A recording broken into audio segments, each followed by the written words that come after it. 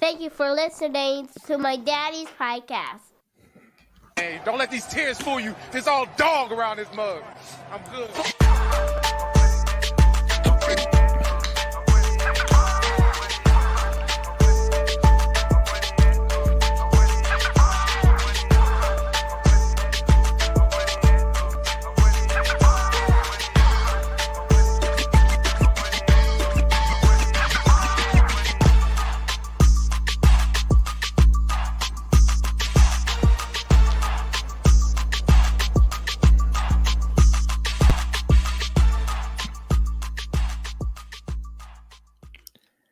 Hey, what's going on, Who Dat Nation? It is yours truly, TJAY Jones. And yes, I am the host of the State of the Saints podcast. And thank you so much for checking out the State of the Saints podcast, where we talk New Orleans Saints. Thank you so much for tuning in, making the State of the Saints podcast a part of your Tuesday night. And yes, we are as live can be. And to prove that I'm live, want to give a special shout out to Roderick. Want to give a special shout out to the most unpredictable YouTuber. That's a very that's a very clever name right there. You got Cannon McGee, you got Bronx, you got it's Poppy, you got Ghostface. See, Ghostface. I know this ain't Ghostface Gorilla on a live. Oh my goodness. You man, am I taped? Thank you all so much for tuning in, making the State of the Saints podcast a part of your listening pleasure. Come on in. And when you get in, go ahead and hit that like button, subscribe to the channel. If not, if you're on the fence, you kind of rolled up on this channel, wondering who this black dude was talking about the Saints. Go ahead. All you got to do is just chill, all right?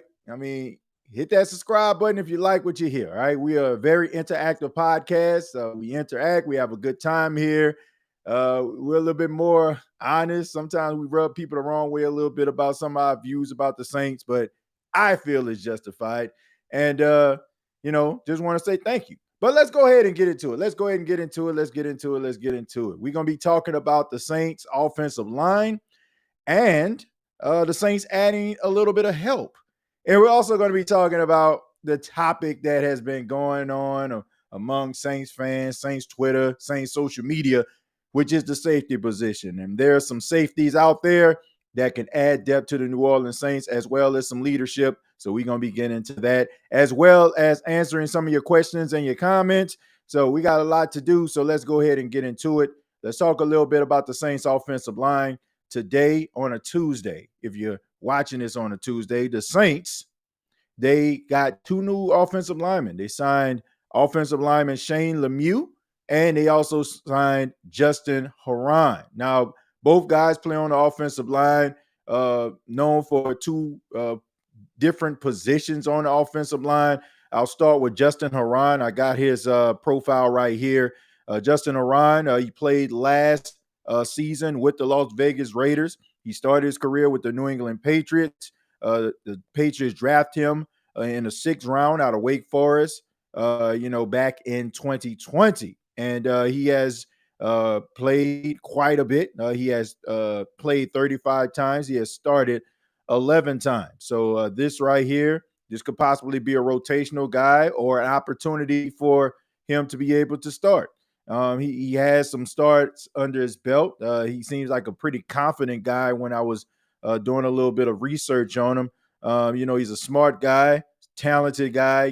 Sometimes, you got to be that rotational guy, especially when you get drafted around the 6th or the 7th round. You got to kind of work your way from the mail room to the executive floor, and that's what he's doing. And this could be a huge opportunity for Justin Horan. But that's not all. The Saints also signed Shane Lemieux. 6'4", 310 pounds. He plays more of an offensive guard, also plays center.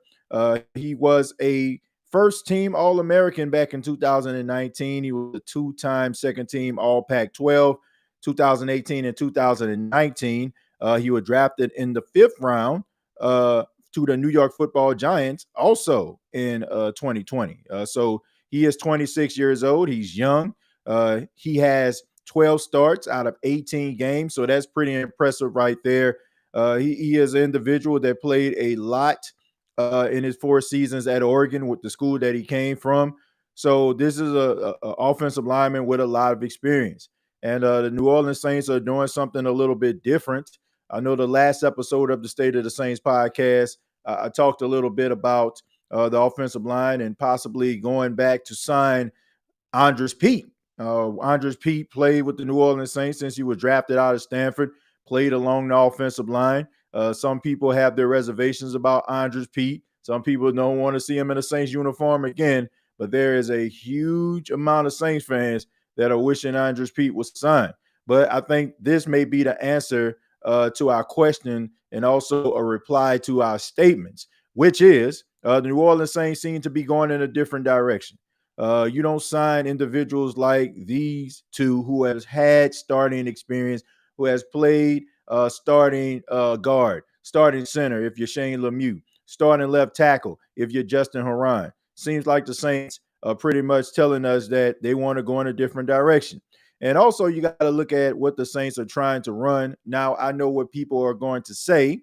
They're going to say, well, Andres Pete was a really good run blocker, and this year the Saints are going to put emphasis on the run. But once again, folks, sometimes you got to turn the page. Sometimes you have to say to yourself, we took a long enough look. And, if we have to circle back around there, fine. But let's see what's out there and give individuals opportunities who have had starts. So I'm not mad at this. The Saints all season, I know, let me backtrack. The New Orleans Saints, we have been extremely critical of the team, justifiably so. As onlookers, as fans, as reporters, you want results. That's the only thing that you want. You want results. And the New Orleans Saints have not been giving Saints fans and onlookers and the NFL anything to write home about, right? I mean, they have missed the playoffs 3 seasons in a row. And sometimes you have to maybe switch some things around and try to find out what works. I know sometimes as fans, we don't want to step over to the other side, right? Because we don't know what's over there on the other side. But sometimes you have to jump over that fence. Sometimes you got to see what's on the other side in order for you to get out this little funk that you're in. And the New Orleans Saints are in a funk right now. I don't care what anybody is saying. I don't feel like my fandom is, determined by me not being honest about this football team. They need help on the offensive line, and they are addressing it. I have to give them credit for that. You got to give Mickey Loomis credit. Heck, you got to give Allen credit, the front office. If we're going to be critical about this team, we got to be fair when they do things right. And it seems this all season, they are putting emphasis on plugging in pieces that they need. And I'm not mad at that, right? I mean, I'm pretty sure there's probably going to be something we can have an hour and a half long show about that they do, but this is not the case. If you are being real, right? If you're not just upset and you just want Dennis Allen gone and you're scowling, every time you see a press conference, if you're not doing that, then you have to say that this guy's doing, okay job this offseason, right? You may want, change, but, this is the case, right? If you're just scowling, being upset, you're just being upset. They're doing the right things. They are doing the right things. And, you got to give them credit for it. We thought that they needed to draft an offensive line in the first round. They did just that. You decide you want to move on from Michael Thomas. You replace a guy that basically is his doppelganger. So, they're doing all the right things. They even added a first-round talent at cornerback, a potential franchise quarterback in the 5th round. So, I mean, you can't get mad at them, man. So, this is the Saints actually dotting their I's and crossing the T's. And I'm excited about what this competition is going to look like. It's very rare that we go into, a training camp talking about watching offensive linemen closely, but this is the position that is going to determine the direction the New Orleans Saints offense is going in. Yes, they have Clint Kubiak, but once again, they are putting emphasis on the run. So this offensive line and the way that they play when it comes to run blocking is going to affect how the Saints look in 2024. But let's go ahead and read some of your comments. I really do appreciate it. A lot of people, I'm pretty sure, have something to say. The uptick is going up. We got 126 people watching this in real time. Please hit the like button. Help the State of the Saints podcast grow. I would really appreciate that. I'm going to just roll it and just stop where it stops. All right. Cartel said, "What's up, Who That Nation? What's going on, Cartel? TJ Hoodie Jube and Big Q on at real time. Shouts out to all those brothers out there, man. They do an amazing job. They work extremely hard. And I also want to give a special shout out to Hoodie Jube. Man, sometimes you got to give people their flowers. And Hoodie Jube, man, he's doing God's work out there. He had Mike on his show on yesterday, and it was Mike's 15th birthday. If you're a member of the Who That Nation or the YouTube community, you know who Mike is. Mike done rolled up on your show. Mike done spit facts in your ear. He had his 15th birthday, and Hoodie Jube put together a compilation of some of the main Saints podcasters. Well, I won't say main, but Saints podcasters, that Mike has watched the show and has supported. And that's something that Hoodie Jube put together, and man, that's pretty amazing right there. He didn't have to do that, but he did it, man, to put a smile on Mike's face. And I watched the video, and you can tell it took Mike back. So once again, happy birthday to Mike. His birthday was on yesterday. If you're watching this on a Tuesday, so happy birthday to you, man. And I want to say thank you for all your support, and shouts out to Hoodie Jube. And also Big Q, who does an amazing job, man. Tells it like it is. I mean, don't roll any punches. So amazing YouTubers right there. Let's stroll down a little bit. Pammy says, hey, TJ and Who That Fam. Shouts out to Pammy in the building. Who That Fam says Tyrell. DeWine says, Who That? You got Ghostface. Well, I'm still shocked, man. Ghostface is the reason why we have After Show Boys. Shots out to them After Show Boys. Shots out to them After Show Boys. They be tweet and be posting. They be tweet and be posting. They be tweet. Yeah, them After Show Boys. They be tweet and be posting. They be tweet and be posting. They be tweet. Yeah, them After Show Boys. Yeah, shouts out to all the After Show Boys out there. And Ghostface Griller for being in the chat, man. I'm just shocked by that, man. O-line dude sounds like a good feeling if needed. Yeah, I mean, and honestly, that's what you need, Whoa now. But that's what you need. You need, help on offensive line. And if he just so happens to be a rotational guy, then, that's great. But it seems to me more so, Whoa now, it might be an insurance policy. I mean, think about this. You got Ali Udoh, who to me seems like he's going to serve that James Hurst role. And then you have, like I said, Justin Haran, who has been a left tackle in the league for the Patriots, for the Raiders. I mean, this might be one of those cases where if Trevor Penning don't work out, we can't find a space for him. We can just put Haran in that spot. So this might be we love you, Trevor, but we got Justin Haran just in case. That seems like that's the case. I could be wrong. I mean, this is all speculation. This is all opinionated talk. But it seemed like Ali Udoh is more so of that rotational guy that they would like to play across the line, and Justin Haran maybe being that starting left tackle if Trevor Penning don't work out, or if they decide to slide Trevor Penning to the inside, he's right there. So this is a win-win for Justin Haran, if you ask me. Let's see. Mike's voice changed. Yeah, I mean, you can tell there's a change in his voice, man.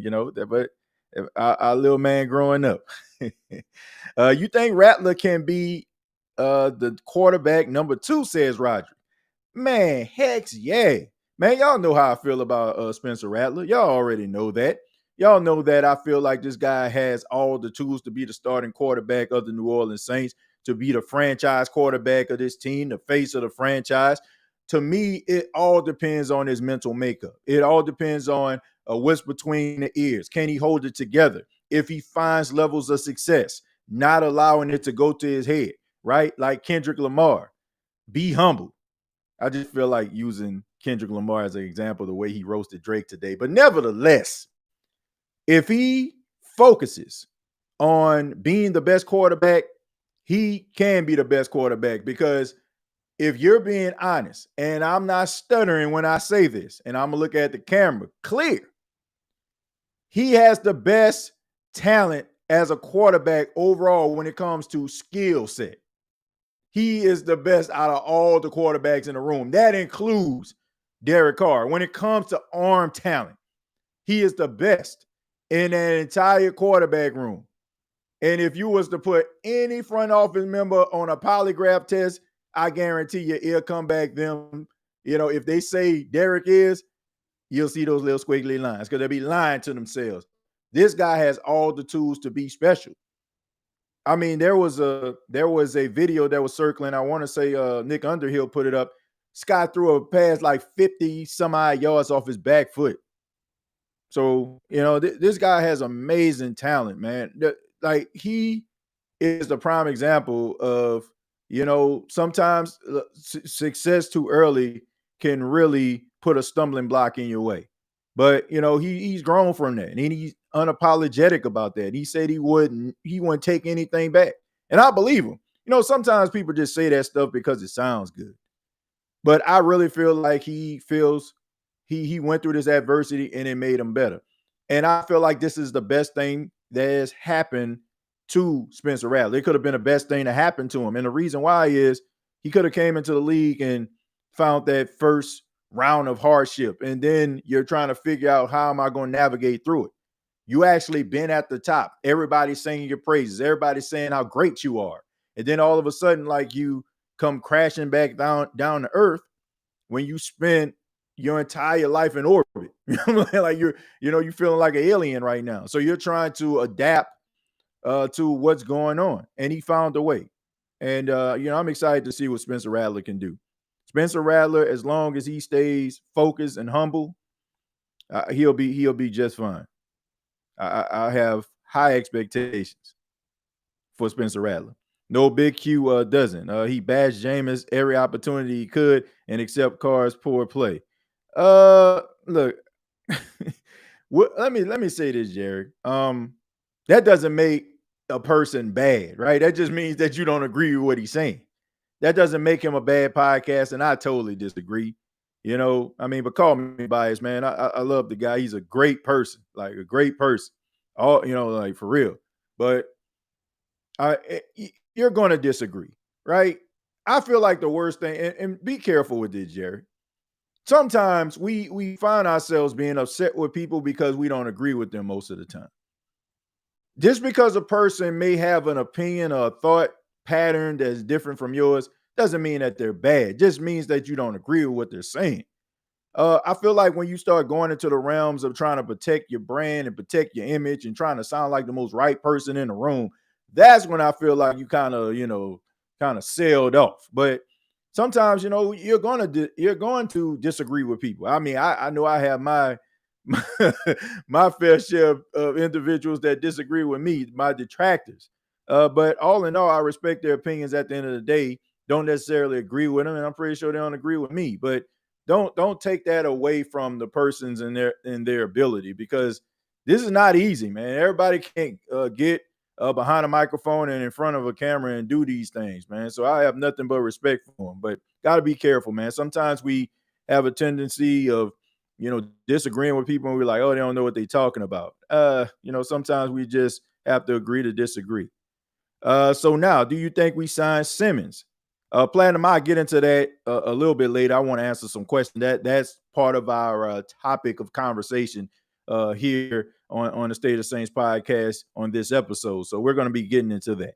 Says Jerry, Big Q is entitled to his own opinion. Yeah, that's pretty much, Pammy. I just think sometimes, man, we just kind of just throw everything out, because we don't agree with what a person says, or a few things. You might find yourself agreeing with somebody. Man, who was I watching the other day?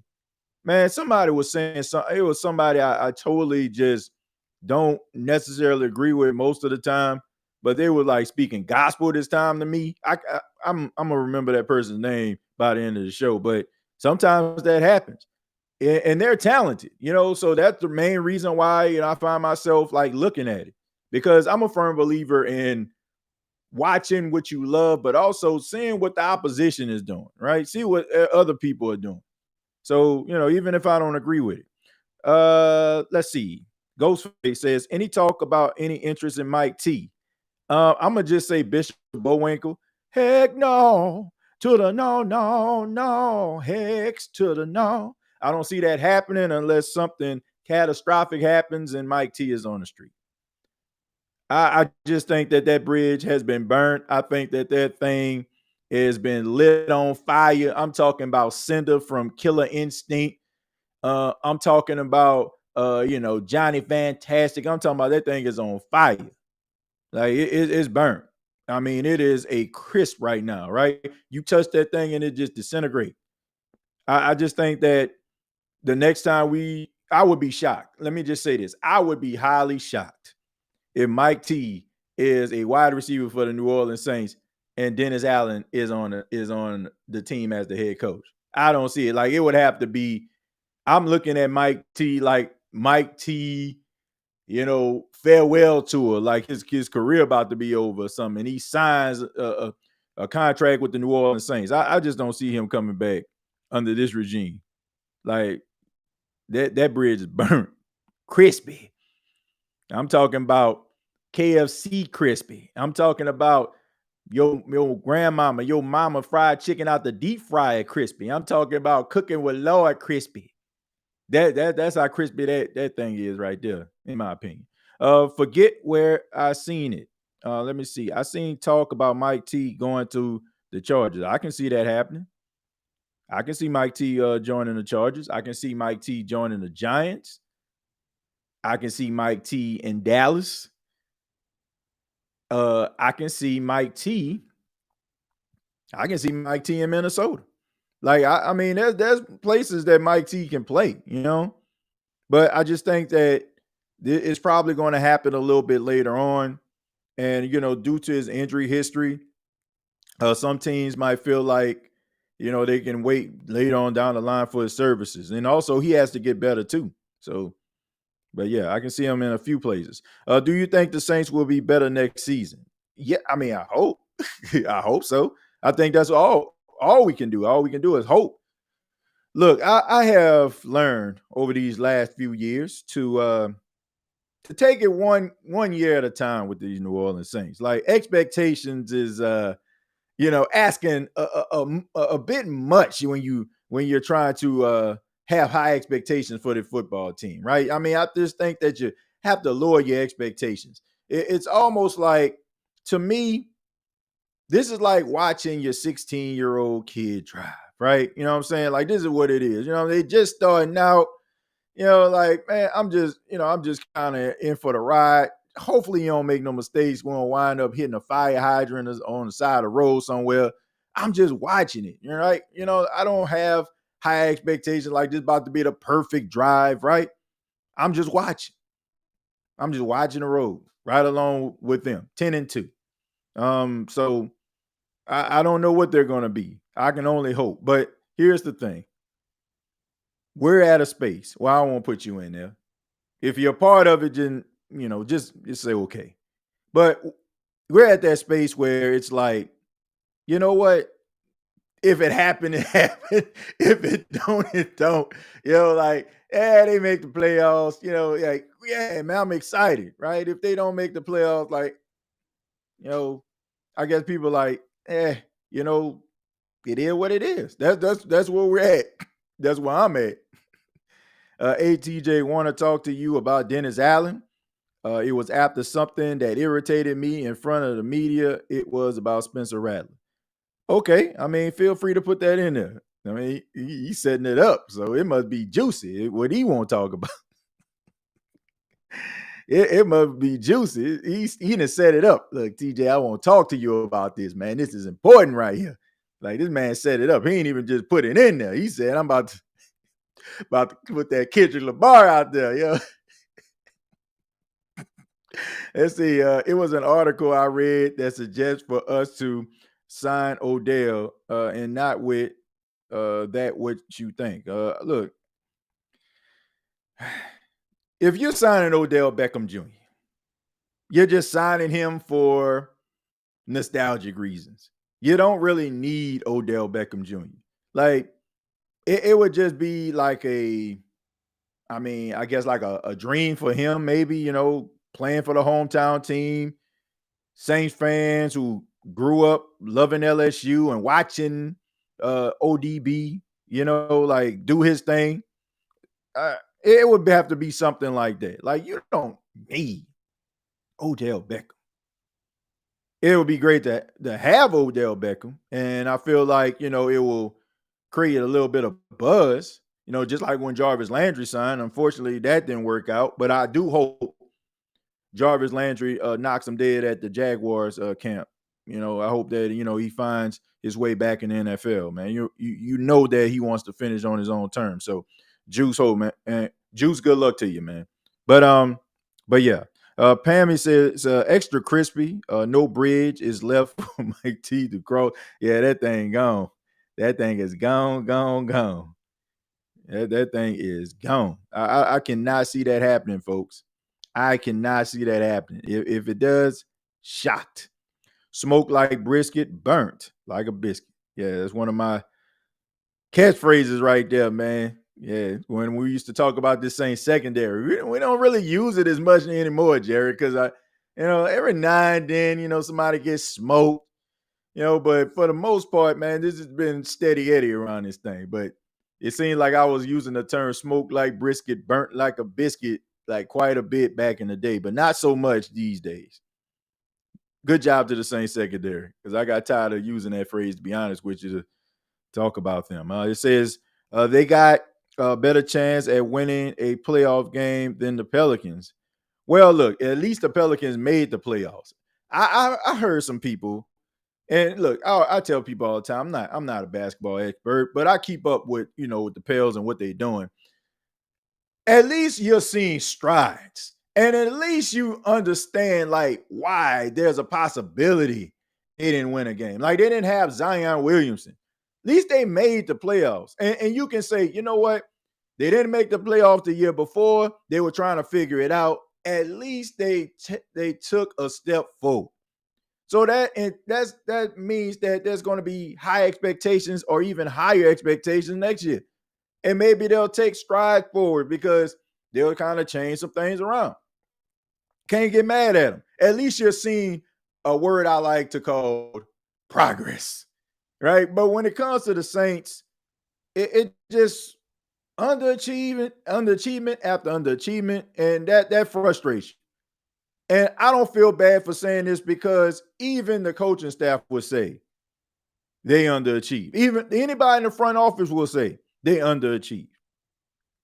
So when you're underachieving and you don't make the postseason, like you're taking steps back, at least you can say the Pelicans are taking steps forward.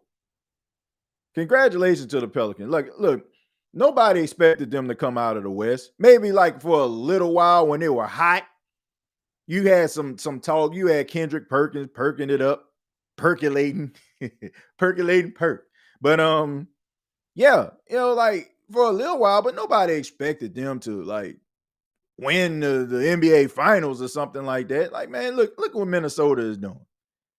I mean, Oklahoma City has been great all season. So I just feel like that's just asking a bit much, and especially like when Zion went down. Like when Zion went down, that's when it's like, that's when everything just kind of went sideways. Let's see, he got dropped on a Tuesday. That's the Pelicans front office about to blow the roster up. Griff already said it. Jesus Smoke Monday. Let's see. No Cap says word on the street. Gotta say it like, bro, man, word on the street. Saint Brass not high on Alante Taylor anymore. Might be the next seeded Deuce. My Saints dream scenario is we go 2-4 and DA gets fired and Clint Kubiak stepping in as the interim coach. And you go 6-7 with games left. Okay, well, first and foremost, I don't know. I'm be honest with you. if there was some news that came out prior to me hitting the go live button on Alontae Taylor.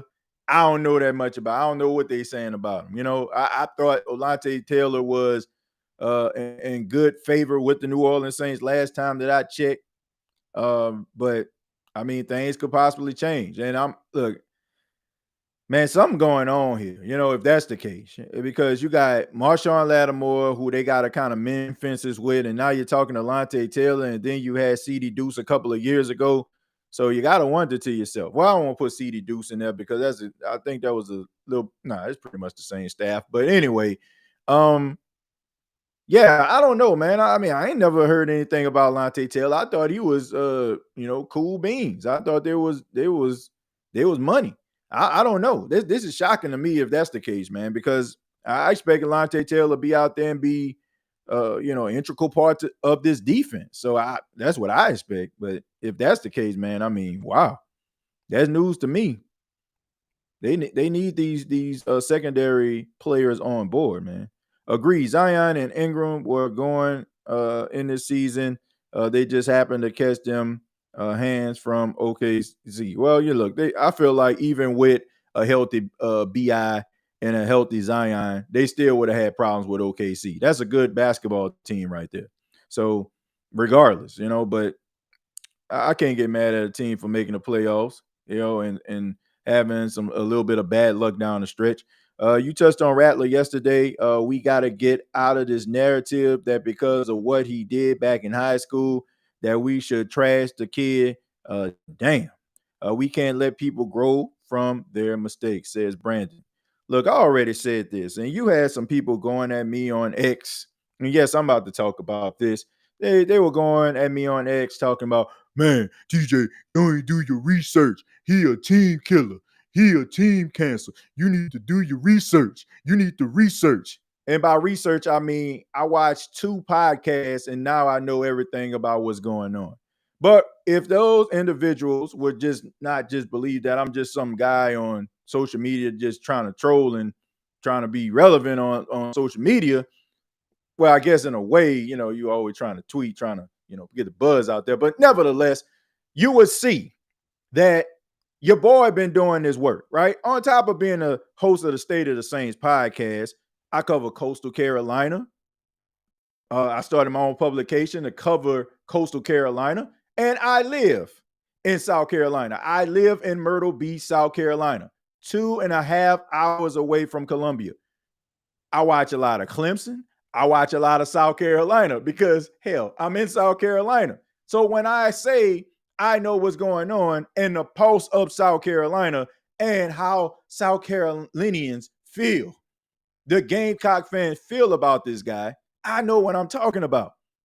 Yes, the guy had questionable behavior, but what 17-year-old kid doesn't?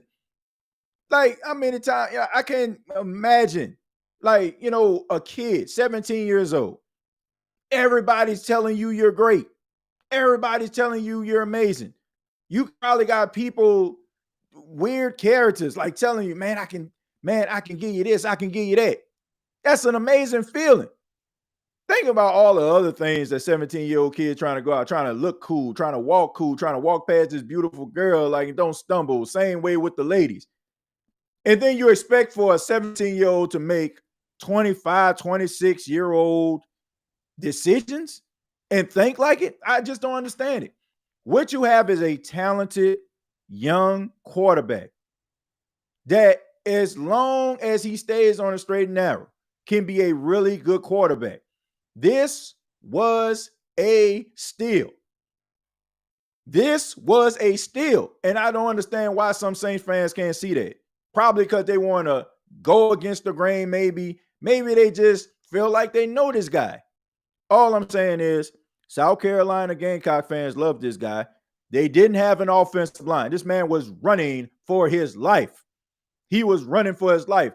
This man, I want to say 40% of the time. That is a high percentage. 40% of the time, this man was running for his life. And you expect for this guy to be an ideal passer and give you everything that you want? Huh? With no running game. No real true running game. Yeah, they had some running backs back there, had some games every now and then, but it wasn't on point. And this guy had to go out there and throw the ball 35, 40 times a game for the most part in order for South Carolina to even be in a game. That is why I don't understand why some Saints fans don't understand this is a great opportunity for the Saints to actually find their future. They have an opportunity to find their future in the 5th round. And can you imagine? Like, let's just say, hypothetically speaking, I don't wish this on Derek Carr because I need Derek Carr to thrive. He plays for my favorite team. If Derek Carr does not pan out and the Saints have to go in a different direction and Spencer Rattler comes in here and lights it up, guess what, folks? You got yourself a Brock Purdy situation. You got yourself a situation like the Philadelphia Eagles. Do you understand why the Philadelphia Eagles were so successful? Why they were able to bring in all these guys? Man, how did Philly do this? It's because they had a 2nd-round pick in Jalen Hurts who they didn't have to pay a bunch of money to. How did the 49ers, how were they able to get Chase Young and Randy Gregory this late in the season? Because they have Brock freaking Purdy as their quarterback. Mr. Irrelevant. So if for some reason the New Orleans Saints say, now I don't think so, right? You have yourself, the way that the Saints are going, it don't seem like they're trying to be aggressive. Don't seem like they're trying to move draft picks and all this kind of stuff. They're trying to get themselves back to the middle. So if Spencer Rattler, a 5th-round pick, pans out, you have a few years to actually go out here to add talent along with the talent that you draft and make a run at this thing. This is the long game, ladies and gentlemen. It's not like how the Falcons is where they're going to have to make some commitment to Kirk Cousins and to Michael Penix Jr. for the next, 2 to 3 years, 4 to 5 years if you're Michael Penix. So this is a great situation. So for those Saints fans that are just crossing their fingers to watch this guy fail, you might want to pray that this guy succeeds, because if he does, it's going to help your team look a lot better. I'm just saying. So you might want to think about that. Some things aren't just about being right. I want to be right about Spencer Rattler. You know, like I want to be right to say that he's not going to be very good. Well, if he ends up being very good, the Saints could actually use that to their advantage and be really, really good like they used to be, like consistently every single year. So you might want that to happen. I'm just saying, you might want that to happen. Y'all crazy if y'all don't believe in Spencer Rattler. Look, I believe in him until he proves otherwise, right? He shows me otherwise. I'm on the Spencer Rattler hype train. I'm leading that thing because I just believe in the kid. I just do. And, you know, if I end up being wrong, people can go back, man, you said, I don't care. I'd rather go out there and jump in and be like, okay, it didn't pan out. Can't get them all correct. You know, can't always get it right, but I believe I'm going to be right in this case until he proves otherwise, shows me otherwise. I heard from someone and on Saints Block Party with Adam said it about Saints not being high on Alante. Well, you know, man, shouts out to the Saints block party over there, man. They do a good job too. You know, I mean, like I said, I don't know. I ain't heard it. You know, but you know, things could change. And you know, those brothers work hard, man. And I'm pretty sure they, you know, they probably know some individuals that's probably feeling that way. Or they probably feel that way. You know, I don't know. But I haven't heard it. I haven't heard it. Let's see. After show boys. Yeah, man. After show boys. They be tweeting. They be posting. Let's see. If he 18 cancer, well, what do you call Derek Carr? I don't know, man. You know, I will say this. If things would have ended the way that they started with the New Orleans Saints, I don't, man, this season would have been, last season would have been worse. So maybe they got everything together. And I guess as individuals start to buy into this system. Maybe, they'll work as a cohesive unit. I mean, now you're going into your second season together, so maybe there's this rapport. There's more conversation. Guys understand what you mean when you do certain things. That comes with time, right? When you're in a relationship or you have a friendship, you become so close that sometimes you know what that person is going to say before they say it. And sometimes it takes some time. It's not going to happen overnight. It's going to take some time. So maybe this is the season where everything comes together. I don't know. But I would assume that their relationship is a little bit better as time went on. I seen some chemistry out there down the stretch, so that's a plus. When you give Derek Carr $150 million contract, what has he done to get that? I mean, when we had Drew, we could trust him with that type of money. A game away from the Super Bowl, TJ. Well, look, Drew Brees set the standard. So every quarterback that comes after him is going to be compared to him, justifiably so. He's the reason why so many Saints fans are in his chat right now. Some people say, I've been a Saints fan since 1983. God bless you. But there's a lot of Saints fans that don't even remember Saints football without number 9 being a quarterback.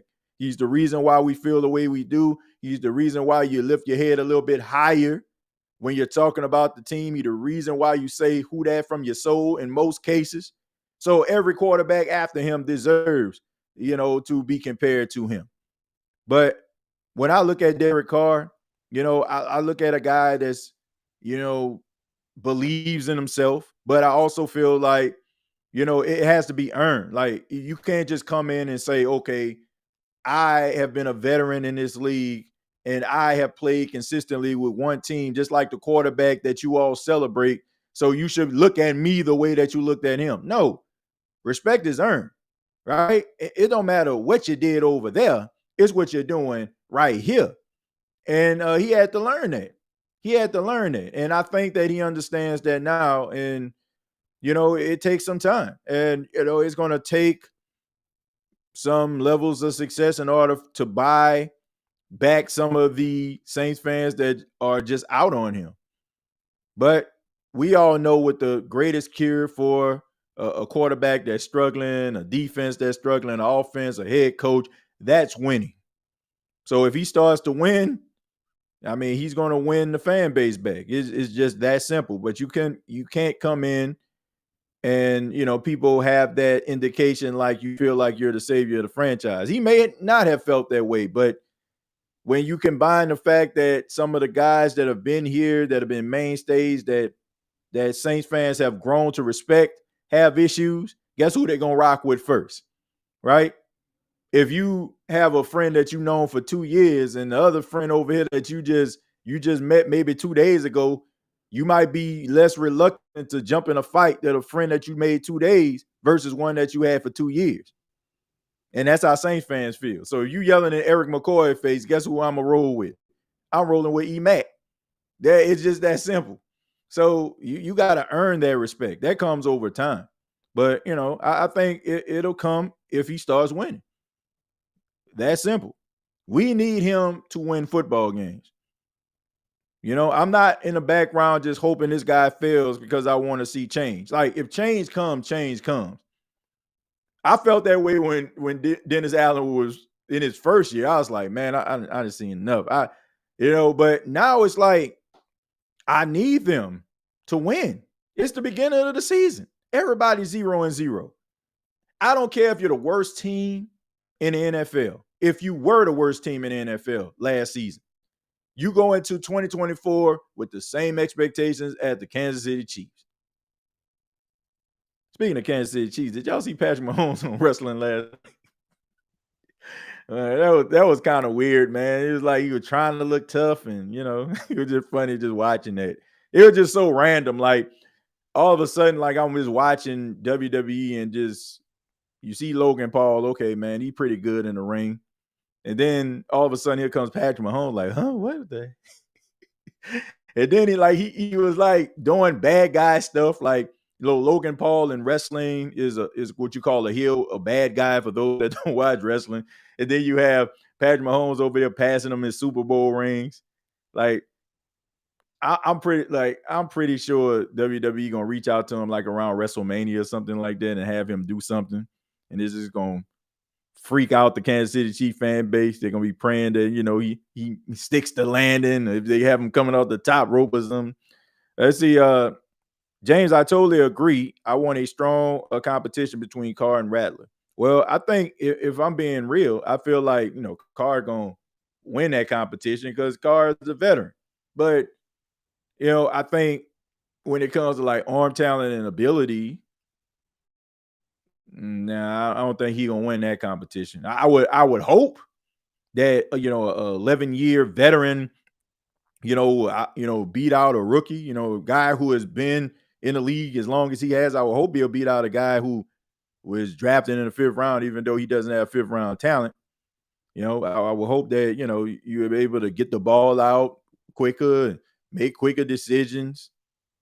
I would hope, especially you making that type of money, like you said. I've been a Saint fan since Tom Dempsey kicked that 63-yard field goal. I'm paraphrasing this in Tulane Stadium. You never know what will do the trick. Well, I tell you this right here. Shouts out to you, man, because you didn't endure some. There's this song Amazing Grace, and it has a verse says, "Through many dangers, toils, and snares, I have already come." Boy, you didn't watch some. You didn't watch some bad Saints football. But thank you for being here, Tuck. And I understand what you're saying. You never know when it's going to be your season. And I know sometimes you were wondering that, when is it going to be our season? Would you sign Bakhtiari? Wouldn't be my top priority, but yeah, if I'm talking about if I'm like down bad, and it's not anything wrong with David Bakhtiari. He has been an amazing offensive lineman in this league, multi-time All-Pro, multi-time Pro Bowler, has protected Aaron Rodgers throughout the years. But when guys start to get up there in age, you start to kind of want to go with the younger bull. Like Jason Peters was an outlier. Like Jason Peters played till he was like 50 years old. Like he was up there, him and and Whitworth. But when you think about Bakhtiari had some injuries, had some things going on, and like I said, man, it's a young man's league. So if you have opportunity to get a young 28, 29-year-old Justin Horan on your football team and have him as that rotational guy, I would rather have that, right? I mean, David Bakhtiari coming in later in the season, if you have a chance of making a deep playoff run and you need some stability there, yeah, but I wouldn't be in a rush to get him. You taking calls tonight, TJ? No, I'm not taking any calls tonight. I'm not taking any calls tonight. The reason why I'm not taking any calls because when I did this test on this new platform, it sounded like, and I want to make sure everybody understands what you're saying, right? You take the time out to watch the State of the Saints podcast, tune in, call in. I want to make sure that people understand what you're saying. So I don't want me to be like, Josh, what's going on, man? I don't think you want to hear that, right? And you might be making some amazing point, right? Open some eyes, and then all of a sudden, all people hear is, no, you don't want that. be telling your friends, boy, man, I can't wait. I know I was spitting facts on State of the Saints, and then you go back and you got your boys and say, man, check this out. What you think what I said? Like ain't nobody want to hear that. You anticipating, and all of a sudden you just hear that. Let's see. My QB1 is Aaron Brooks. My get it down the field. Yeah, man, Aaron Brooks, first quarterback to win a playoff game for the New Orleans Saints. I was actually at that game. Yeah, man, Aaron Brooks. I mean, he was I want to say he was the rock that struck the ground. to start the fire. You know what I'm saying? Like he was, you know, like in the prehistoric times, you had the caveman, you know what I'm saying? He hitting the two rocks together to make fire, right? I mean, it was great innovation at that time. Like, who would have thought, right? Amazing. Then all of a sudden, people start, using kerosene and, what I'm saying, start using gasoline. And then all of a sudden you had the match, right? It was the evolution of fire. He was the two rocks that you beat together to make that fire. Because the Saints, like I said, when I was talking about Tuck, man, there was a lot of bad football.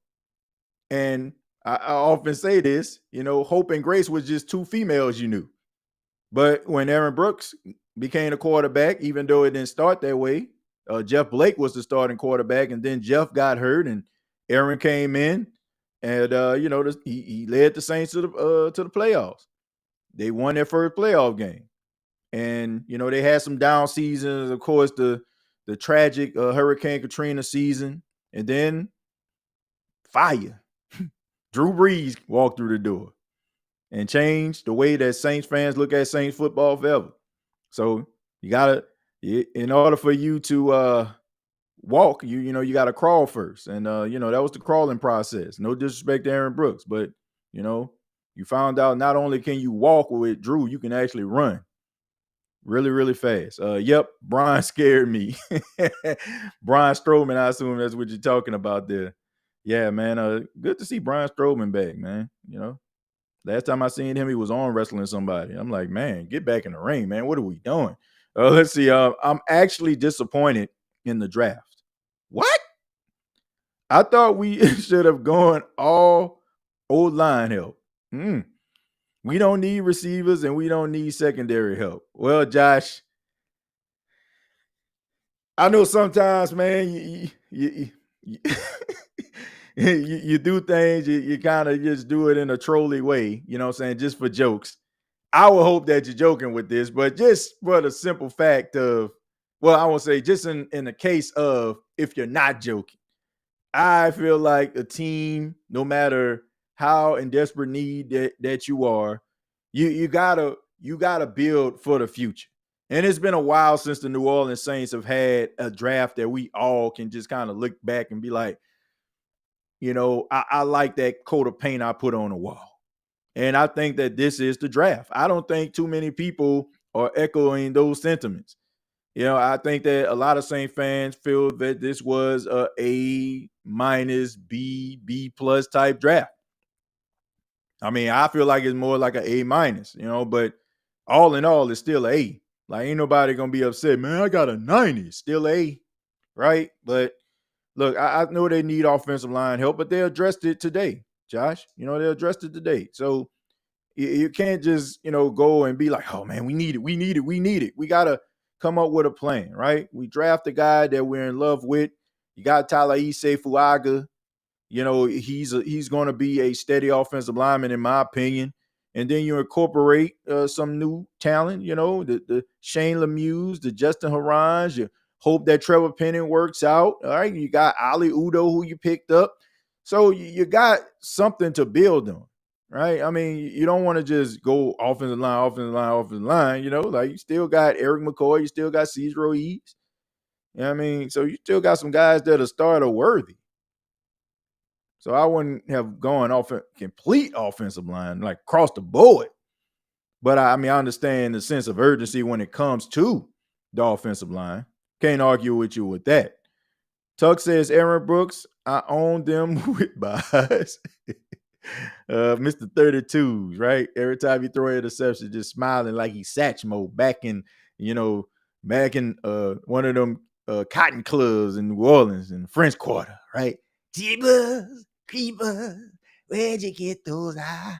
Like, man, what you smiling for? This man showing all his teeth, bowlers at all. I'm like, wait a minute, bro, what you doing? Like, bro, Joe Holmes was wide open. He just smiling.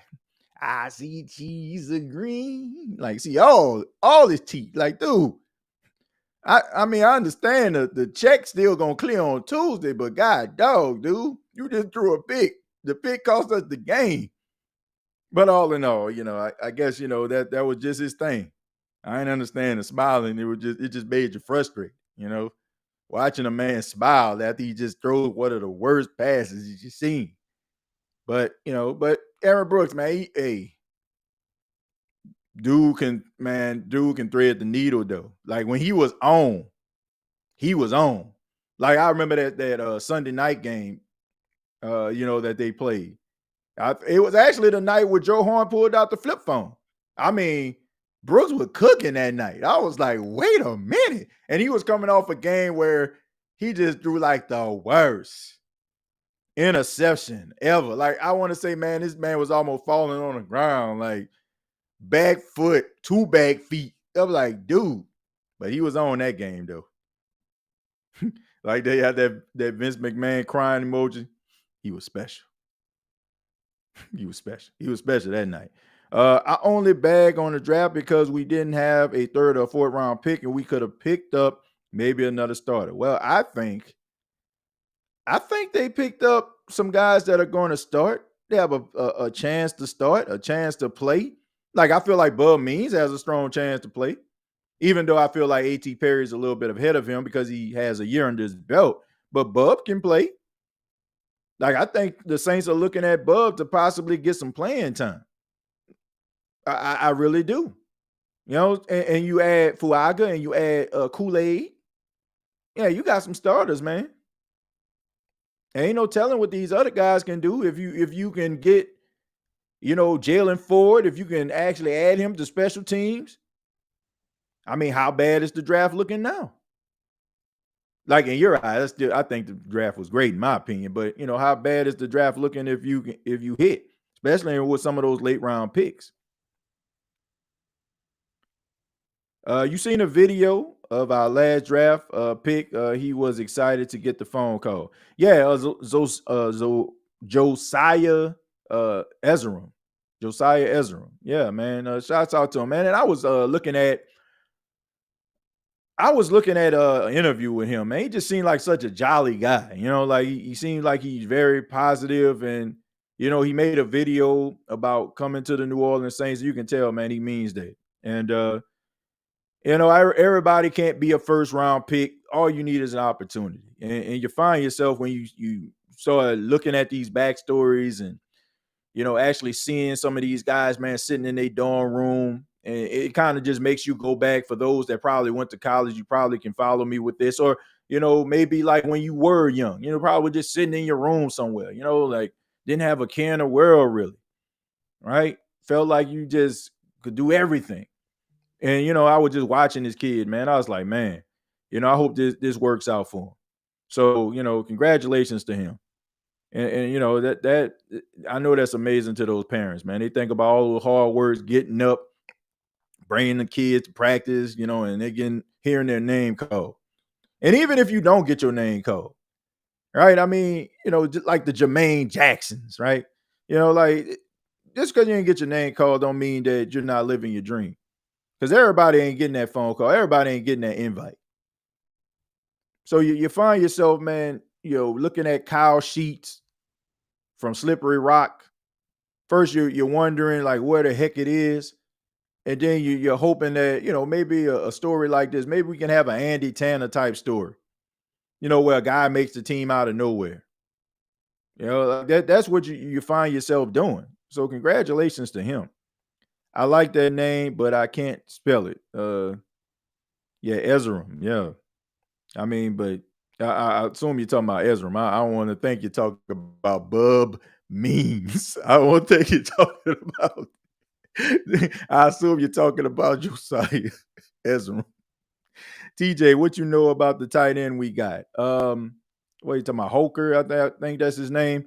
He came out of Colorado State. Let me pull it up, man. I put a little bit of a backstory on him. I'm gonna be honest with you. I didn't watch too many of his games. Of course, I watched a few. In Pac-12 play. When he played a couple of Pac-12 schools, I was actually watching the game. Of course, the Colorado game where he ate them boys up. But I go ahead and pull up a little bit of what Hoker is all about here. Let's see. Hoker Dylan Holcomb, and also I think a lot of people probably seen that. Of course, I'm pretty sure everybody's seen that combine video where he caught one pass and he thought the drill was over, and then he caught it with his left hand. So everybody was talking about that. But he was born in 2000. He's 24 years old. He's 6'4", 235 pounds. He started his college career at BYU from 2018 to 2022. His final season, he transferred to Colorado State. Of course, he went undrafted. He was the second team All-American back in All-American in 2023, and he was first team All-Mountain West in 2023 as well. So a lot of upside there, man. A lot of upside. Some people are already saying that, man, he about to take Foster Moreau spot. He about to take Jawan Johnson spot. About to take Taysom Hill spot. Right? I mean, just all these different. Like, boy, we can hype up a tight end. Woo, boy, can't Saints fans hype up a tight end. Quarterback, man, too many problems. But an unknown, unheralded tight end, boy, he about to be Jimmy Graham. My goodness. I don't know what Hoker is going to be. I hope that he ends up being Jimmy Graham. But I didn't heard comparisons to George Kittle. I didn't heard comparisons to Sam Laporta. I didn't heard Dalton Kincaid. Boy, this man is about to say at the tight end room, pump your brakes. Like the big timer say, whoa, Kemosabe. Like, man, let the man go out there and compete. Look, I don't know what this tight end is going to be. I don't know what Hoker is going to end up, but, you know, I just hope that he makes the team. He checks all the boxes. He's a physical guy. Like, he's an above average blocker at this stage where you're coming into the league. He's where he needs to be. But, you know, Jawan Johnson ain't no slouch, right? He ain't just going to give it to him. Foster Moreau just not going to give it to him. Taysom Hill, for darn sure, ain't about to give it to him. So he going to have to earn it. Might be the practice squad. Might be one of those situations where somebody, knock on wood when I say this, gets hurt and he gets activated. But I ain't expecting this man to be no day one starter. This man legend grows by the hour. I'm like, man, I heard that he fought Bigfoot and won. I heard he seen the Loch Ness Monster. Like, man, let the man go out here and compete. Like, God, dog, the legend of Dylan Holcomb. You know what I'm saying? Hoker, excuse me. You know, it just grows by the hour. But I think that he's talented, though. I think that he's extremely talented. And I think that he can, you know, make the team. Thoughts on Christian Boyd? Another Northern Iowa guy, right? A Northern Iowa. The Saints love themselves some Northern Iowa football players. But Christian Boyd, man, big physical guy, a little raw, but extremely strong, man. He owns the record at Northern Iowa for most bench press of 225 with 33. You know, he's a guy who, you know, has a high motor. You know, he doesn't give up on plays, and he's confident. He's confident. You can tell when the Saints picked him up. You can see him on Twitter. You know, he's confident. He's ready. So that's all you can ask for. It's going to be an uphill climb. Got some talented interior linemen. Former first-round pick from last year, Brian Brzee, Colin Saunders, who you picked up. Nate Shepard ain't about to just give it to you, right? I mean, but there is opportunity for him to step in and, you know, make a name for himself, just like Hoker can. But, man, I mean, his legend ain't as big as Dylan Holcomb's is, though. You know, that legend grows by the day. We gonna get to a point where like, man, I heard he was the next Mike Dicker. Like, it's gonna be something like that from Burlington Saints fan.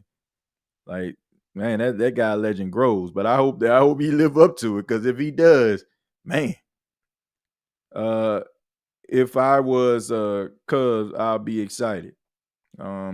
Let's see, Keen Arthur in the building. Who that?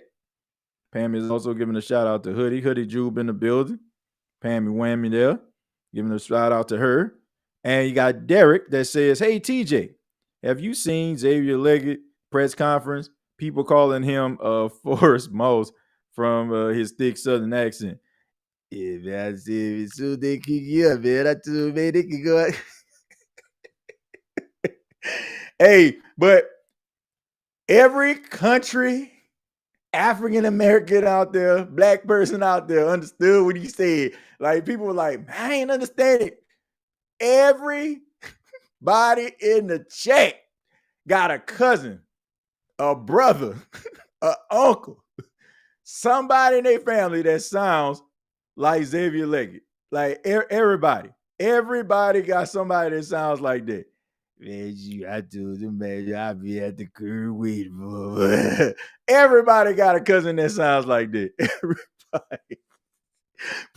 Shoot, probably some of the white folks out there as well. Got that country cousin that sounds like that. Like everybody understood what he was saying. The legend of Dylan Hoke. Hey, that might be a bomb T-shirt if it work out though. From the draft, who is going to be the most impactful player for the Saints in 2024 other than Fuaga? I would say Kool-Aid. I mean, because I feel like Kool-Aid would probably have the most opportunities to do that. I think so. TJ, I think that boy kid will be productive next to Brzee. We'll see. Actually, Ron Brzee. We'll see. But anyway, I don't know, man. You know, I mean, Colin Saunders, Nate Shepard, they played pretty well, man. And Colin Saunders is slowly starting to become a fan favorite, too. When the Saints drafted Kool-Aid McKinstry, I had do a double take on the name, LOL. I can see him sipping Kool-Aid after an interception, like AK was eating airheads. Well, it's funny you say that, Tyrell, because he actually got a deal with Kool-Aid. He has his own Kool-Aid flavor. So shouts out to Kool-Aid McKinstry. I mean, hey, and his grandmama. His grandmama set him up for success, you know, because that's a nickname and a name that it's pretty, like, it rolls off the tongue. It is not, you know, quirky or weird. Like, you would think that his name is Kool-Aid, you know, like, even though that's not his real name, but everybody calls him that. So his grandma set him up for success. It be them old praying warriors that have you all in line, you know what I'm saying? That have you all prayed up into your adulthood. Set them up for greatness. Old prayer warrior. That's the ones that do it for you, man. Hooker needs to turn into the Hulk. Well, if he does, man, the Saints got something. Will Willie Gay beat out Warner for his position? No. I don't see that. I don't see that happening, Hoodie. I don't. I mean, Pete Warner is the best linebacker on the team until, like, he has that first injury. And I hope that doesn't happen. But it's always like that. Like, Pete Warner, when the season starts, man, he be like, y'all remember Sean Lee for the Cowboys? That's who he reminds me of. Like, when he's out there, you know he's out there. But then it comes that injury, man, that just set him back. And Sean Lee was a great linebacker, like borderline great. If he would have stayed healthy, Sean Lee would have been a Hall of Famer. I ain't saying Pete Warner gonna be no Hall of Famer, but when he's healthy, like when the season started, he the best linebacker out there. That's including DeMario Davis. Like, it was a short period of time where Pete Warner was playing the best, like, not just on the Saints, but some of the best linebacker play in the NFL. So I don't see Willie Gay starting over. I don't.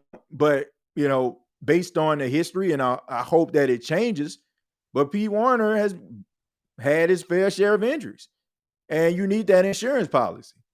So, to me, yeah, I don't think he's gonna start over. I think Pete Warner is really good, but he just has to stay healthy. Add Black Cherry Blitz to the Juicy Boys. Yeah, I mean, add it to it. Yeah, I mean, look, that was a great endorsement right there. That's, man, you talking about winning. Like, that was just like hand in glove right there. I think we have something with Spencer. Give him time to learn who that nation. That type of offense we are moving to, he can thrive in. Play action, heavy and bootlegs. That's his style of play. Molly, I hate to be the bearer of bad news. All right. But I'm gonna be honest with you. I think Spencer Rattler would thrive with a run heavy offense the way that they run it. I do agree what you're saying, Molly, about the offense that they running can help him. But I think what will help him the most is that running game. Because, like you said, then it will add that play action. Then people are gonna have to respect the running game. So that gives opportunity for, you have those 8-man fronts and all that kind of stuff trying to, sell out to the run, but that sets up that, the play action, driving the ball down the field. So yeah, I agree. But I want to see Spencer Rattler sit on the bench for a year or two. I do. I don't want to see him play right away. If he plays right away, it's probably a plus because he has performed so well in practice and doing the little things, and he earned that spot. So that would be a plus. But if he can sit and learn and absorb as much as he can, be the sponge, I would be excited about that because I feel some guys like Jordan Love, for example. I don't feel like Jordan Love he didn't hit the ground running, but eventually as the season progressed, I felt that by him sitting behind Aaron Rodgers those years helped him. And I know you're comparing Aaron Rodgers to Derek Carr here, but I'm just saying, like, when you have a seasoned veteran, right? You can even if that quarterback isn't as great or elite, you still can see some of the things that they do and kind of find your lane. What does that quarterback do well? I can keep with me and kind of find my own lane on the things that they lack. And I think that, Jordan Love, that paid dividends for him. And I think he'll pay dividends for Spencer Rattler. I know we all looking for the next, Drew Brees, but sometimes that takes some time. You tripping, TJ. P. Warner can hold the Mario Davis jockstrap. What are you talking about? I'm talking about the play, the activity, the sideline, the sidelines. You're talking about an overall linebacker. Like, if we're talking about overall body of work, see, this is what I'm talking about. Like, when you have a reputation for something, right? All of a sudden, like, people just automatically just give you the notch. But I'm saying, go back. Like, you ain't got to take my word for it. Go back and watch Pete Warner until he suffered that neck injury. I want to say it probably wasn't last year, probably a year before last. He was the best. Like, if you just didn't know nothing about football and you just started watching it and you just watched the game, that dude was all over the field. Now, this is a testament to say, oh, he's better. See, that's probably what you heard, J Live. You probably heard me say that he's better. I said during that time, he was playing better. I didn't say he was better than DeMario Davis. Like, overall, like, that's not even a topic of conversation. That's for, like, it's just like this. Let's just say, for example, I played basketball in, my entire life, right? I played basketball. I'm good at it. Like, I'm averaging 30 some odd points a game. But then all of a sudden, there's this other guy who comes in, and for 2 games, he scores more points than me. That don't make him better than me. That means he had better games than me. So I want you to understand that. I don't want nobody to go back and be like, man, I was listening to the State of Saint podcast, and TJ said that Pete Warner was better than DeMario Davis. No, I said in this particular case, a stretch run, he was the best. So I want to make that very, very, very clear, because some people will take a narrative and blow it up like the legend of Dylan Hoker. I said during a stretch, he looked like the best linebacker on the field. That includes DeMario Davis. I want to make that very, very clear. I want to sum that mug up right now, because that's what people will hear. Man, you heard that? Did you hear it? No, you didn't hear. You didn't hear it here. I said in that stretch, he was the better linebacker. He was playing some of the best football. Like, go back and look at the numbers. Like, he was, like, you look at the metrics and all that, like, he was up there with some of the top linebackers in the league. And then he had that neck injury and he missed some games. And then he tried to come back and, he was just out there, just trying to help out his team. He was effective, but not as effective before the injury took place. I just hope the new offensive line coach can help all the offensive linemen. I like the new youth movement and some of the vets. Good mix. Yeah, I agree. You need that combination of seasoned veterans to be able to help some of the younger guys, and then you want your younger guys to learn from those veterans and also provide a little bit more, activity. But yeah, it's a good blend. But this is a good time to actually talk about like the safety position. I know we talked a while, and I really didn't get into it because I wanted to make sure I answer people's questions. But I want to talk a little bit about the safety position because it's been a hot topic. There's some safeties that are still out there on the street. You got Eddie Jackson, a former Chicago Bear, former All-Pro back in 2018. You got Quandre Diggs, the former Seattle Seahawk, out there still available. You got Jamal Adams, the former LSU Tiger, Jet, and Seahawk. And you have the safety that is atop of a lot of members of the Who Dat Nation's list, and that's safety Justin Simmons. Justin Simmons has 30 interceptions throughout his career. We know how instrumental he was to the Denver Broncos defense throughout the years. He has been one of the best, in some cases has been the best safety in the league. Not saying he's the greatest safety of all time. I'm saying during a stretch, he was the best safety in football. And now he's still on the street. Some people are asking, why is he still on the street? Well, if you look at the safety market, we know that they be doing safeties dirty. Safeties are the new running backs. All right. I mean, it just seems like teams just don't pay safeties. And you also add the fact that maybe the Broncos want to go in a different direction. Maybe they want to kind of hit the reset button.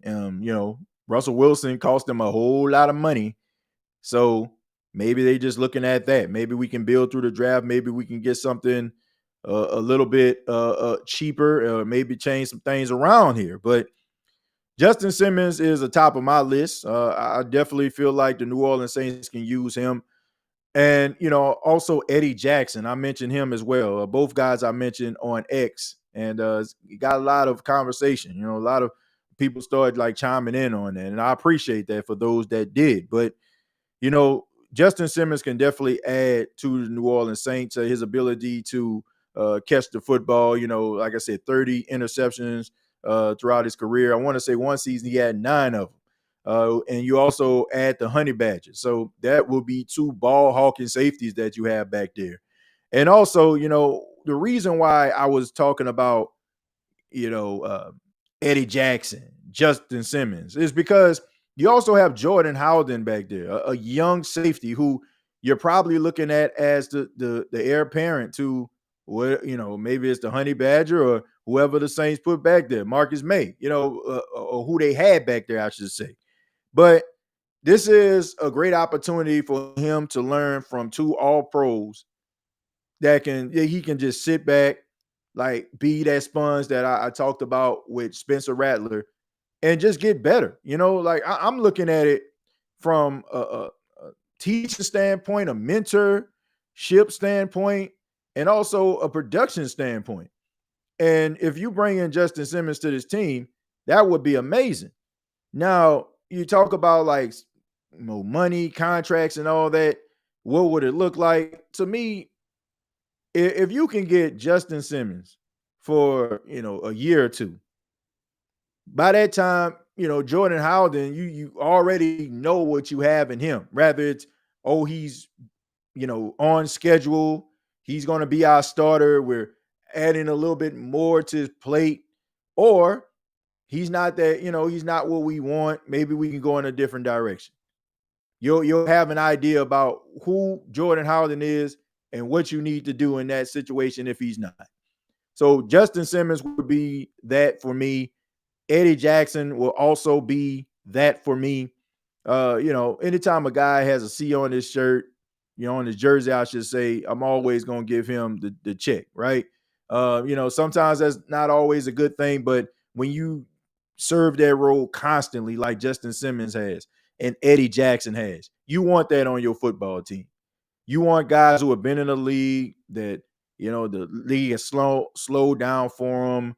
You know, they understand their role. They understand how to be a professional off the field, on the field. You want that. And that I feel like those two guys would be a plus. Now, I mentioned this also. I mentioned Jamal Adams.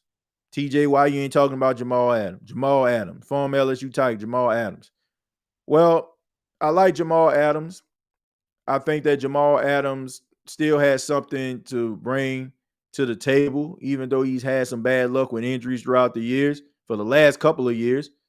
But you have Jonathan Abram on your football team. And when I look at Jonathan Abram, I see Jamal Adams. Both of these guys, to me, are more like box safeties, like linebacker / safeties. Roman Harper, would be a good example to describe these guys. Roman Harper, that year where he led the team in sacks with 6.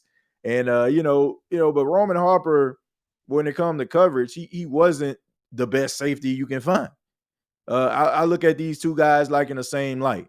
Like them, productive, like leaders, but I don't feel like you need Jamal Adams if you have Jonathan Abram, because Jonathan Abram kind of the same. They're the same guy. I don't feel like it's a coincidence. Like when Jamal Adams was having issues in Seattle, like staying healthy, they went out and they signed Jonathan Abram because he was, like he's the same guy. Now, it's like that Spider-Man photo that we see, one pointing at the other one, pointing at the other one, TJ, it is fair to compare Bub to Mike T. Is it fair to compare Bub to Mike T? When it comes to this is the thing, right? When I was growing up as a kid, I like telling stories, folks. I apologize, but when I was growing up, I used to go to the Winn-Dixie. Some of y'all know what I'm talking about here. You get that 12-pack. You wanted Coke, right? But at the same time, I mean, time was hard, right? Time was hard. And instead of Coke, you got a check drink, right? You got check. And if you drink check quick enough, it tastes like Coca-Cola. Like that's what we want, as fans, right? We wanted to pass the sniff test. When you look at the measurables of Bub Means, what, 6'2", 210, 215. Mike T, 6'3", 210, 215. Oh man, we got another Mike T. So we start thinking, right? We think about that one hand snag that he had against Indianapolis. You think about the sideline toe tap swag that he was doing. You think about, all these different catches that he made when he went off 149. Like, we start thinking about endless possibilities with Bub Means. But I just encourage people, slow your roll, slow it down, man. Because I feel like sometimes we talk ourselves into frustration because we put these guys on a pedestal. We compare them to players. We say they're going to be this, they're going to be that. And then when they don't turn out to be that way, you mad. But who the heck said they was going to be that? Who said it? Was it the team or was it you? So he might end up being Mike T. I hope that he does. If he's half of what Mike T was, it's a plus in my opinion based on his draft position. But I'm not expecting this man to be Mike T. I'm not expecting him to be Mike T. And you shouldn't expect for him to be Mike T. Be excited about the possibility of him possibly being a Mike T. But don't expect for this dude, just to come out there just because he looks the part. And he's, like I said, they looking like mirrors to them, to each other. But slow your roll. Don't talk yourself into that. Don't do that to yourself. Then you're mad after 2 years if he drop him. Man, shoot, man, we wasted a draft pick. Like, dude got drafted in the 5th round. We talking like this man was, I don't know, like he was Caleb Williams or something. But we talked ourselves into that. So don't do that to yourself, folks. Don't do it to yourself. If the guy ends up being great, like be happy. You like, man, I knew he had that Mike T in him. I knew it. But just to say right off the porch, this man gonna nah, that ain't fair to that ain't fair to that young kid. Not fair at all. TJ, the draft out of the way, the schedule release is next week. Who do you think the Saints' first opponent will be to start the 2024-2025 season? Jerry, if I was, I'm gonna tell you two instances. If I was the NFL and I'm just trying to grab a hot rating, like start off on a high note, first game of the season, the Saints will play the Denver Broncos the first game of the season. Sean Payton returning to the Superdome. And I'll put that mug on at 4:15 Eastern, 3:15 Central. I will make that, like, as crazy as that sound. Like, I will put that, like, I'll make it a CBS game, and I will put that thing on, in the America Game of the Week spot. Even though they don't deserve it. But I'm just saying, like, as far as like a rating spot, I'm talking about for both teams. Both teams, like, y'all ain't make the playoffs. Y'all barely did anything last season. Y'all don't deserve it. But I'm talking about for ratings purposes. Denver would be week one opponent. If I'm just going with my gut, the Falcons. I say the Falcons will be their first opponent. That's who I feel like their first opponent would be. For a rating pop, Denver. With my gut, it's the Falcons. That's why I feel like. I feel like they would do that. Like, just because, Sean Payton, all those years in New Orleans, coming back. But they'll probably make that like a Monday night game. There'll probably be a Monday night game. Because, Sunday night football, that's like for the teams that be winning, and like playoffs on the line more times than not. Right now, we trying to get back there, folks. We trying to get back there. So maybe they don't feel like, I don't know, Sean Payton coming back to the Superdome. That's exciting, but let's go ahead and put that thing on Monday. You can find tons of wide receivers in college with those similar attributes, but don't mean they will have close to the same production and work ethic as Mike T. 149 catches in the season don't grow on trees. Yeah, like that's why I said, no cap, if he ends up being half the wide receiver Mike T was, that's a plus. Because Mike T was drafted in the second round. This guy was drafted in the fifth. Sean Payton was spanked Dennis Allen. I don't know about that. I don't know about that. I do not know about that. Because you got to think about like some of those practices and stuff like that they had. And that defense be getting the best of Sean Payton offense. And that's including when Drew Brees was the quarterback. So that's not just a foregone conclusion now. And you have a different offense. Like, let's be real about this too. Sean Payton, his team struggled against a Kyle Shanahan offense. Can you remember that game where San Francisco beat the Saints, 48-46? I mean, Sean McVay, he kind of run the same type of offense. I mean, high scoring game. So you combine that with Dennis Allen stopping what you do best. I don't know if it'll be that easy. I don't think it'll just be that open and shut. I think it'll be a chess match. Like, y'all remember when you probably don't because you probably didn't care, but the Falcons played the 49ers, and it was there was something that's memorable that happened.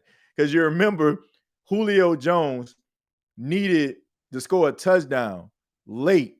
Like, he got stopped at the 1-yard line. If the Falcons would have won, they would have made the playoffs. And they end up losing that game. And that was Clint Kubiak versus Dan Quinn. So, that was, Dan Quinn, head coach of the Falcons. Kyle Shanahan was the offensive coordinator the year where they went to that Super Bowl. So sometimes, like those chess matches that you had in training camp and in practice, that kind of sets you up. And that might be your day. So I don't want to say it'll be that open and shut. I might sound crazy. I think the Saints should play the Chiefs in the first game. Well,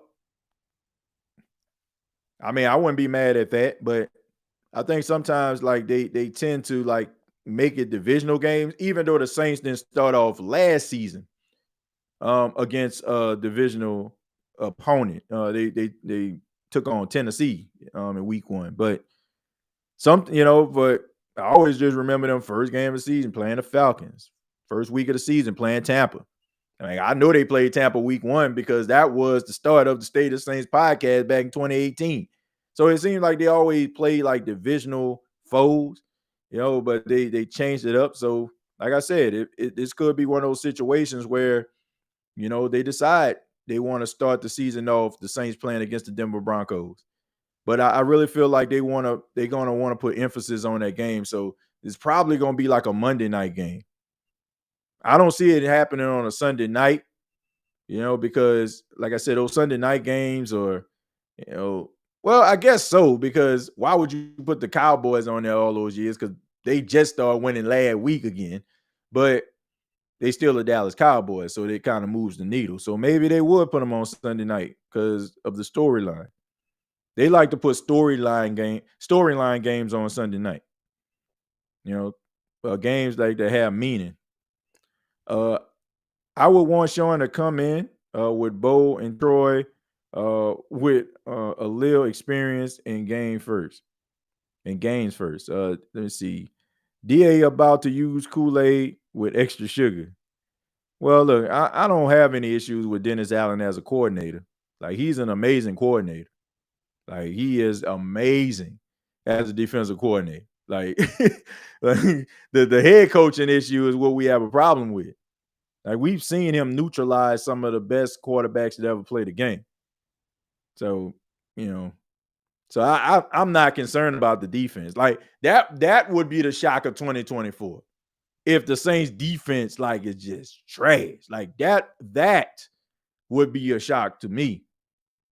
Like, nothing else would be a shock to me. Like, if the Saints don't make the playoffs, if the Saints picking in the top 5, I don't want these things. I don't think they're going to happen. But if they just so happen to happen, I wouldn't, it wouldn't surprise me. You don't know what you're going to get.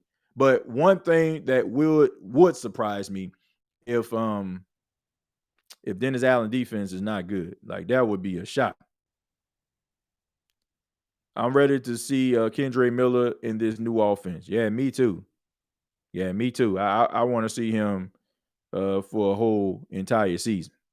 I'm going to take a few more, then we're going to get up out of here. DA got his pet Spencer rattlesnake to bite Peyton. Well, yeah. And wouldn't that be like, nah, I don't even want to wish this. I don't even want to say that. But, just for this, and I'm knocking on wood when I say this, what if Spencer Rattler, ends up being a backup quarterback and, and like I said, I'm not hoping that this happened. But if something, Derek Carr goes down and it's the week that the Saints have to play the Kansas City Chiefs. So you got Patrick Mahomes and the Kansas City Chiefs against the kid that everybody was mostly comparing him to. Boy, they would eat that up. They would eat that up if that was the case. But, I'm hoping that it don't happen. I ain't trying to see Derek Carr get hurt. Like, if you play the entire season and you not everything that fans expect you to be, then fine. But I ain't trying to see it at the expense of nobody getting hurt. Like, I don't care how displeased I am with a player, like performance or how they looking out there on the field. I never want anything like that to happen. I would want it to happen like organically. That way that player can go home, be with his family, and be healthy. If it don't pan out, one team still continue to play. Like, I don't want to see it happen on, not on the player's terms. That's the worst. TJ, what's your take on Spencer? Do you think Carr is going to step his game up now? Well, look, I think that Derek Carr, okay, if we gonna talk about the 14-2 for Jameis, we gotta talk about the 14-2 for Derek. You can talk about garbage time, you can talk about when it happened, look, I'm all for that. You can also talk about the record. I guess you can because both of them was like what was Jameis? What 5-2 or something like that? 4-2, and Derek will win 4-1 down the stretch. But all I'm saying is he played pretty well down the stretch. Beat ass and make garbage time. Got a garbage of it. A lot of Rock Emerson.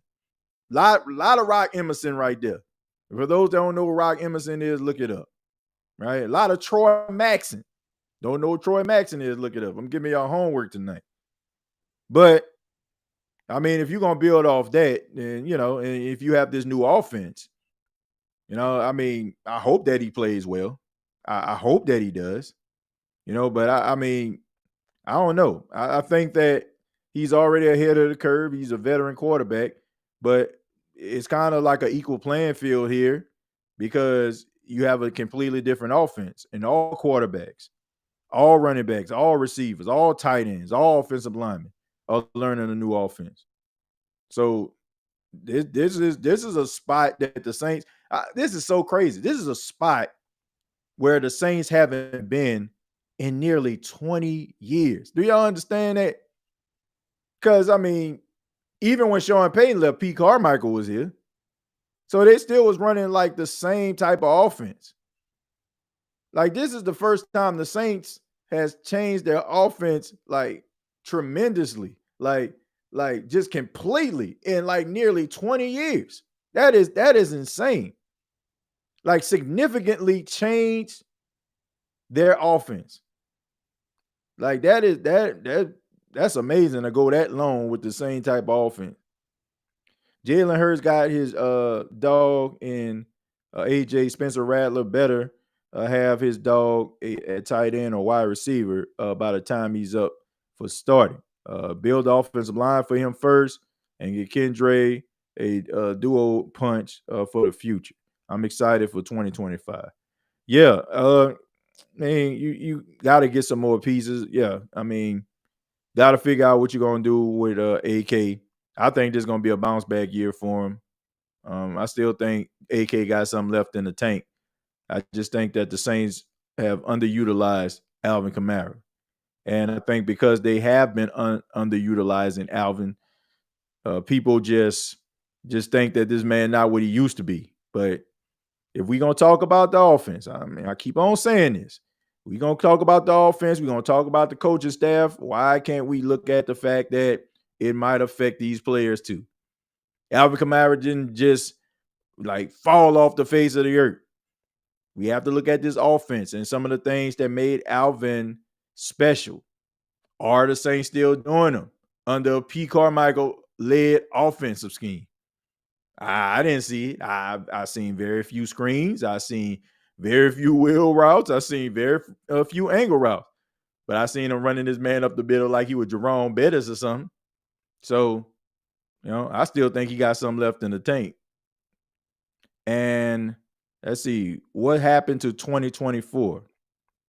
What do you mean what happened in 2024? What you mean? No, no. Okay, I got you. Saints. he's referring to the Saints moving on. So he's not talking about this year. He's talking about Spencer Rattler possibly starting in 2025. That's what he's talking about. Yeah, that's why he just skipped this year. He's not expecting Spencer Rattler to be in the Saints playing as the quarterback this year. He's looking at it more so like the future. That's why he referred to 2025. But my final thoughts before we get up out of here. Number one, please hit the like button if you're here. Please hit the like button. Also, subscribe to the channel if you have not already. Hopefully, you enjoyed the show. We went a little bit longer. It's probably because, well, it's not probably. It's because I really haven't been taking too many questions or comments. Most of the time, it's just kind of like quick shows, pre-recorded stuff as of late.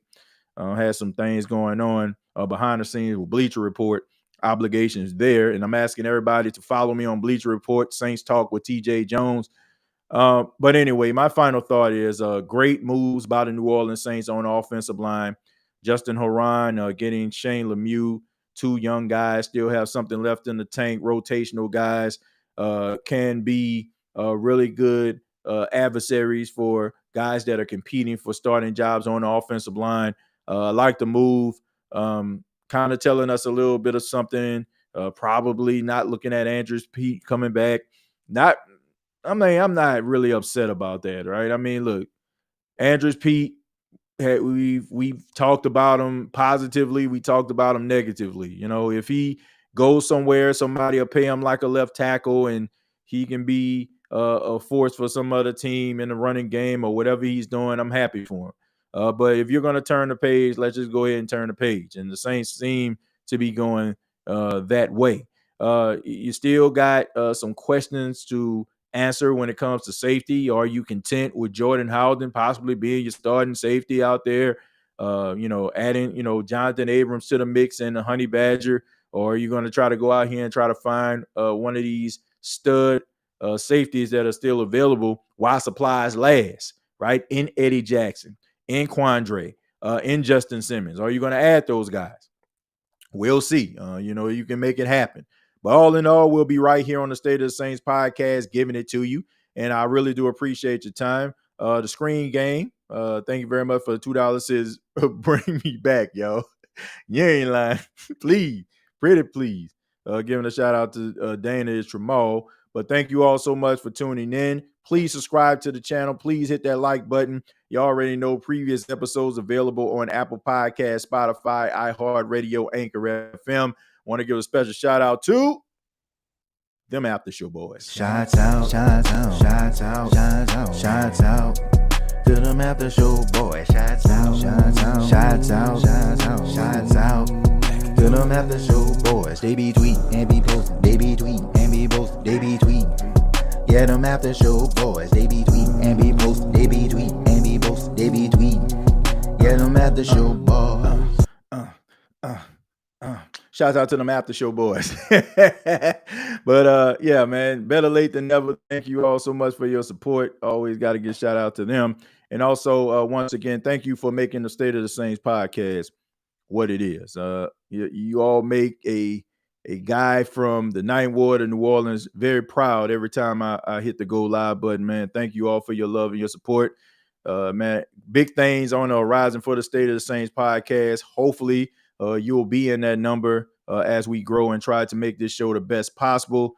And it's going to happen because of great individuals and members of the Who Dat Nation like you and all sports fans out there that support it as well.